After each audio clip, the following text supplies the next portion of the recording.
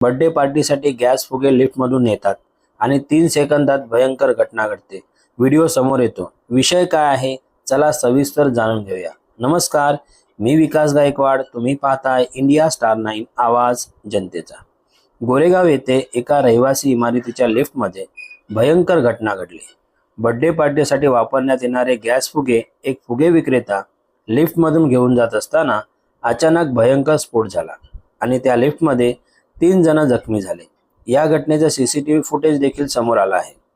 CCTV फुटेजमधील दृश्यानुसार एक तरुणी एका लिफ्टमध्ये शिरताना दिसते।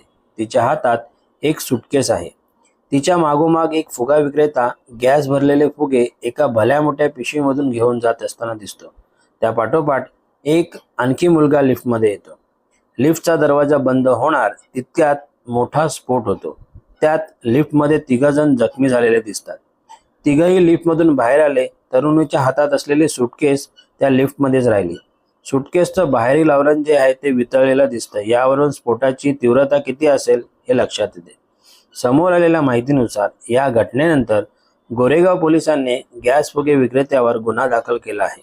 तसेच अशा प्रकारे इतक्या मोठ्या प्रमाणात गॅस फुगे घेऊन प्रवास करणे किती धोकादायक आहे ते लक्षात येते। या घटनेमध्ये 3 जण थोडक्यात बचावले।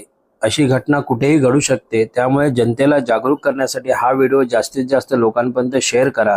यावर तुमचं मत काय आहे ते कमेंट करून आम्हाला नक्की कळवा। हा व्हिडिओ आवडल्यास व्हिडिओला लाईक करा, शेअर करा आणि सोशल मीडियावरील सर्व प्लॅटफॉर्मवरती आम्हाला फॉलो करायला विसरू नका। धन्यवाद।